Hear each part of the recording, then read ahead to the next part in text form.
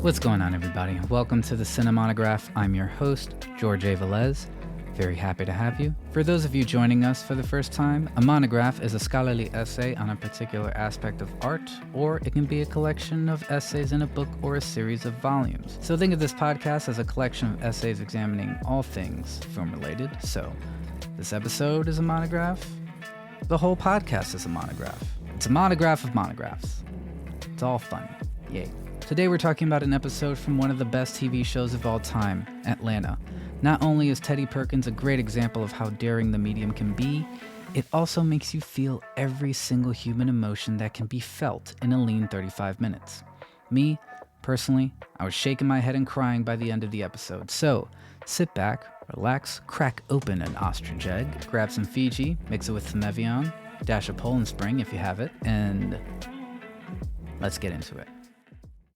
My brother and Ahmad, they were staying at a hotel in Brooklyn off of Perkins Street, $8 a night if you can believe it. He told me something I'll never forget. He said, "Your brother plays pain better than anyone." Then he just played what he knew. So I went back and forth on whether or not I should do this episode. Every episode beforehand has been on a feature film. And as you heard in the intro, Teddy Perkins is an episode of the celebrated television series Atlanta. That's why I was hesitant about whether or not I should do this. There has been a lot of discussion on what is or isn't cinema. I'm not saying this because I have a dog in the fight. It's opinion-based, so as Keanu says in the masterpiece Point Break, via con Dios. I'm saying this because it is hard to categorize art nowadays, so we just use the blanket word content. Content. I have opinions about this, but I'll get into that at another time. The main question is this: is television cinema? I'm going to be very honest with you, fam, I got no fucking idea. Cinema has had a significant impact on TV. Before anybody knew what the medium was, channels used to air feature films. I'm not talking about the way film has been screened on TV in modern times with shitty censorship and commercials. I'm talking about screening films in their entirety. Slowly but surely in the following decades, shows started to become more cinematic, and now television is just as celebrated as film today. Whenever we talk about quote-unquote prestige television, people always bring up how cinematic the show is. The showrunners of Breaking Bad and The Sopranos have frequently spoken about how certain films have influenced their respective shows. I used to frequently say, yo, Breaking Bad is like a movie. So for this episode, let's just say Atlanta is cinematic. The first season of Atlanta was a game changer. It was critically lauded, and showrunner and star Donald Glover not only won an Emmy Award for his performance, he was also the first black director to win an Emmy. There's nothing like it on TV. It is one of the greatest shows of all time. Before he created Atlanta, Donald Glover was a jack of all trades. I hesitate to use this word because it creates an expectation, but the word wonderkin was thrown around a few times. Donald Glover went to NYU. Not long after that, he was a writer on 30 Rock, then a cast member of the celebrated cult TV show Community. He had a stand-up special, and let's not forget, he's a rapper. Donald Glover is also the rapper Childish Gambino, a rapper for nerds, and his shit slaps. Right after the first season of Atlanta, Childish Gambino dropped Awaken My Love. Listen to it. It is a goddamn classic.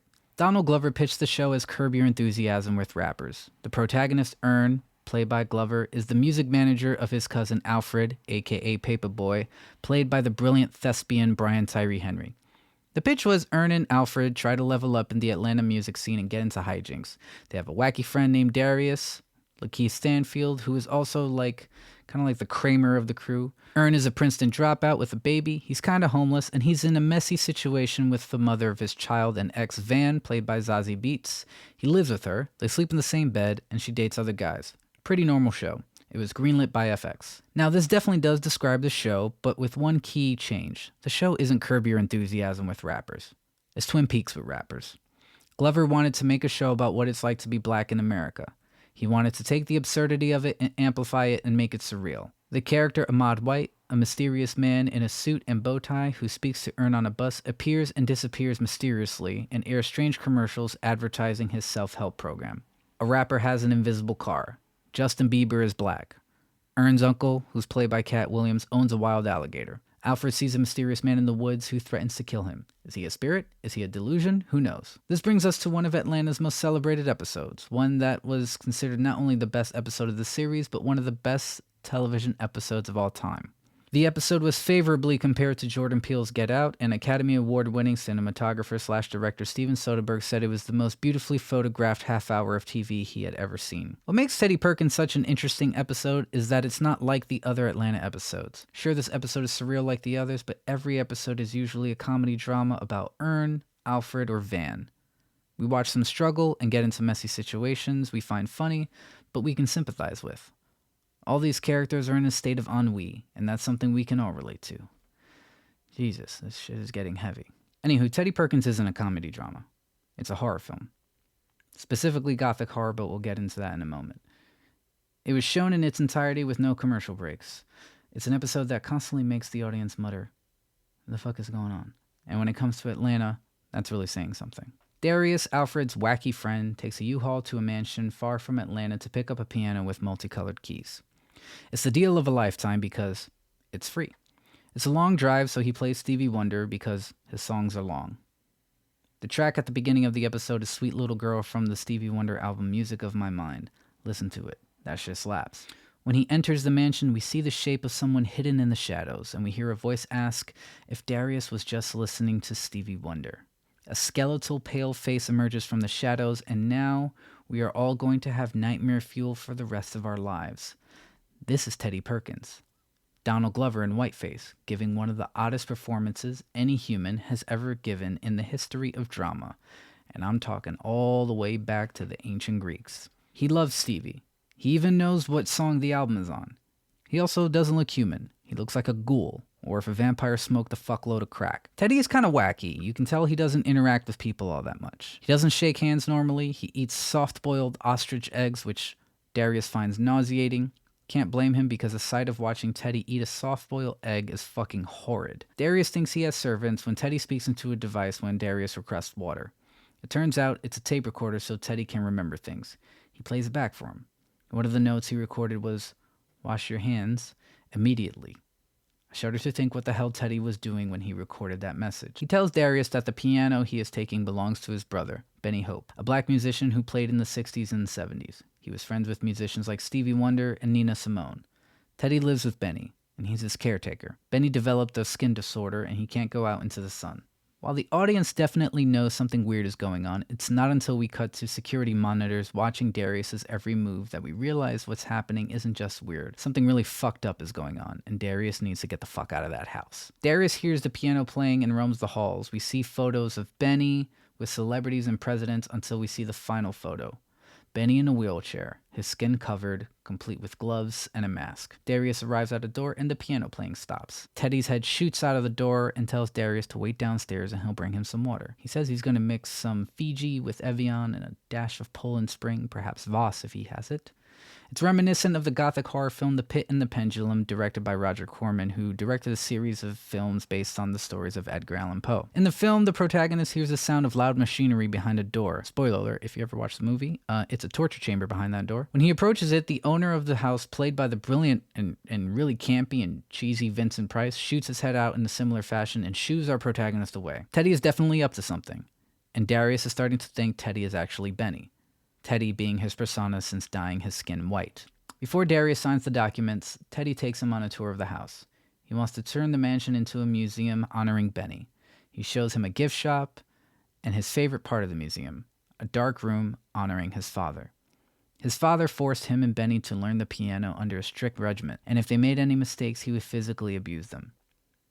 Teddy doesn't see anything wrong with this. Instead, he explains to Darius that it was a great sacrifice so they can be great at life. His father told him, "Great things come from great pain." Darius signs the documents and puts the piano, which he finds a blood stain on, in the elevator.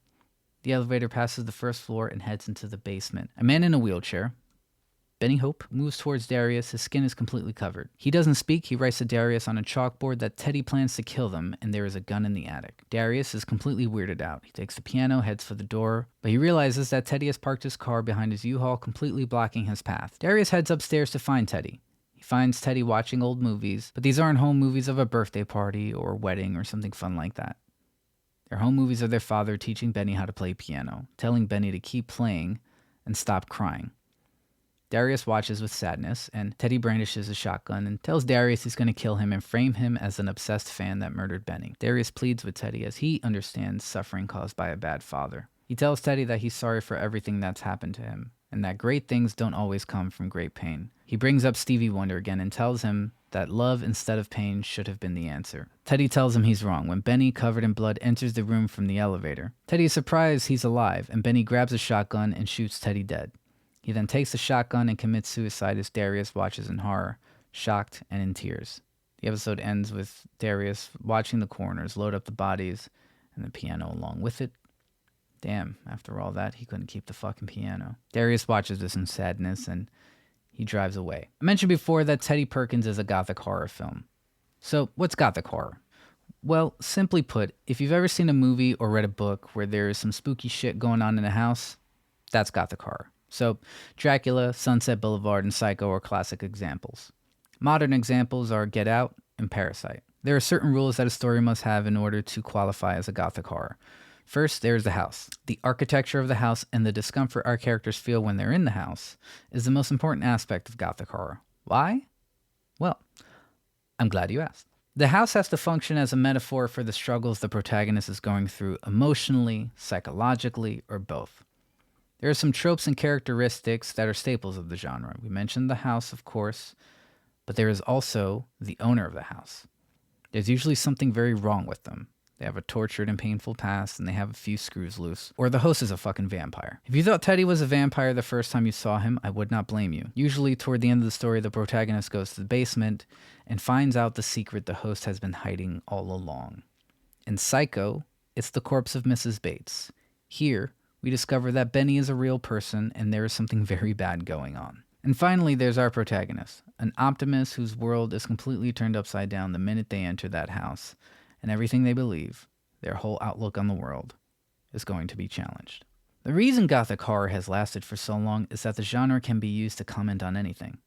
Get Out is a social commentary on race relations in America. Parasite comments on income inequality in South Korea. Donald Glover uses the genre to talk about black musicians in the past who suffered post-traumatic stress disorder and developed tragic and horrific coping mechanisms that hurt themselves and severely traumatized others. Teddy is the enigmatic host harboring a dark secret. This is a common trope that can be found in Dracula, Psycho, Sunset Boulevard, Jane Eyre, Rebecca, The Fall of the House of Usher, the list goes on and on. When Teddy talks about the room honoring his father, he says he wants to do it to honor all great fathers. Joe Jackson and Marvin Gaye Sr. are mentioned. Marvin Gaye was murdered by his father. Joe Jackson physically abuses children so they can be great musicians and entertainers. The episode and Teddy in particular are definitely inspired by Michael Jackson. The bleached skin, the abusive father, and the high-pitched voice. The mansion as a museum invokes Michael Jackson's Neverland Ranch estate, is an example of taking a Gothic horror trope, the vampire, to parallel Jackson's bleaching of his skin as a result of his PTSD. As Jackson got older, his public persona was frequently a topic of discussion in the media due to his reclusion, eccentricities, and of course, the sexual assault allegations. Atlanta uses Gothic horror to comment on a certain kind of artist. Teddy says that someone told him, "Your brother plays pain better than anybody." And Teddy says to that, Benny just played what he knew. There are toxic artists that think, as Teddy puts it, great things come from great pain. But Darius brings up Stevie Wonder. He was great because his art came from love, not pain. In this episode, pain caused two brothers to fall victim to a murder-suicide. The two were traumatized because of the evil actions of their father. Evil begets evil. And the episode ends with Evil, which is the final track of Stevie Wonder's brilliant album Music of My Mind. In the song, Stevie Wonder sings to evil personified, asking why it has destroyed hearts, minds, broken homes, and created darkness. The premise of the song sounds corny at face value, but its dark and somber instrumentals, contrasting Stevie Wonder's gentle vocals that grow into cathartic screams, reveal the song's earnestness. The ending of the episode makes me really emotional. Teddy Perkins is one of the most heart-wrenching, thought-provoking, excellently crafted, artistic accomplishments in any medium. To paraphrase Darius, what if we saw love instead of all the other shit? That's it for this episode of the Cinemonograph, everyone. Please follow us on your preferred streaming platform to get updates when we drop new episodes. Or you can follow me on Twitter at George_A_Velez and Instagram at George.A.Velez. And feel free to visit my website, georgeavelez.com. Show some love and leave us a review. Tell your friends who love Atlanta, and if they've never seen it, make them watch it, and then make them listen to this episode. Thank you once again for coming, and I'll see you next time. This has been the Cinemonograph.